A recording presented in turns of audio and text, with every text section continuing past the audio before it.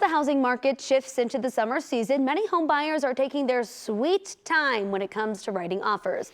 The Denver Metro Association of Realtors reports the number of homes for sale at the end of June was up 37% compared to the same time last year. 9 News real estate expert Lane Lyon joins us this morning, where we chat on more about what you're calling the great wait debate. Lane is a realtor and managing broker at Coldwell Banker. Good morning, Lane. Hey, good morning to you. Thanks for having me on. Appreciate it. Thanks for being here. Absolutely. This is a good one. This is really, really interesting. Yeah. So you say that real estate is kind of like retail right now. What do you mean by that? Well, how many times have you been to a store and you go in there and they have so many options that you have a hard time making a choice? All the time.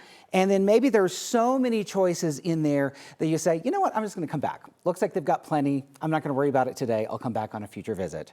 In a lot of ways, this is what I'm seeing happening in our housing market right now, believe it or not. There are other factors as well that are leading to people to hold off on their decision. Clearly, interest rates are higher and there are economic concerns.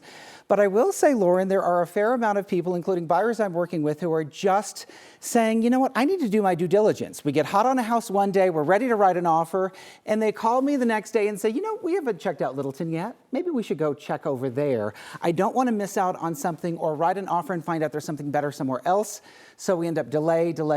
And a lot of times this is what's happening. 3 years ago when we had 15 minutes to look at a house, we had no trouble making a decision. There was nothing available. Sure, no, that makes sense. Yeah. And you say buyers are wanting a deal right now, right? Well, they really are. How often when you go to that same store do you say, I'll buy something if it's on sale? Yeah, true. And so I'll start looking for the deals, and if it's on sale, I'm going to buy. And I'm seeing this also with buyers. It is 2025. We say week after week, there's great opportunities, there's incentives, you can negotiate with sellers. So I'm working with buyers who say, I really don't want to overpay in 2025. This is the time for me to find value. I don't want my friends to say, how much did you pay for that house? I mean, there's so many great deals out there. What did you pay? So what I'm seeing are buyers who really want to, just in case prices go down, they don't want to feel like they're overpaying. And so overpaying in some cases is closer to market value. So you want to make sure you're heeding that if you're a seller pricing your home. Sure, and how can sellers stand out in this retail market here? Well, I think it's understanding, the DMARC came out recently and said that sellers need to be data-driven and market aware. So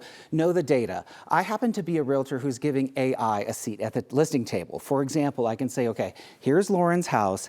Here's a bunch of data on the neighborhood and the greater metro area. What do we see from the data? Let's ask AI for market trends. What are the likelihood it's going to sell faster with the aspects of your house? And the output is helping. You have to remember, each buyer that comes into your home has a smartphone with an app that tells them about what your home is worth. So there is no more, let's just test for something higher. Let's see if we get a buyer who will overpay by accident.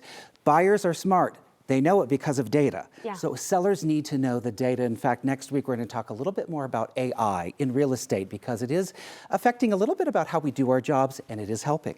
Yeah, I think that we have to just kind of like lean into it, right? We really do, and I think that knowledge is power, and if you're a seller, understanding how buyers are operating in this market makes a big difference. Sellers are selling, homes are selling in this market. You can do well. Prices are not crashing. I will say, very, very last thing, buyers are coming in with very low offers, and a lot of sellers are saying, I'm not that desperate, and I think that's good. Prices are not crashing down, although there are some opportunities. Be a seller that offers an opportunity and you will sell faster. All right, Lane, thank you so much. I'm really looking forward to that AI conversation next week. You got it.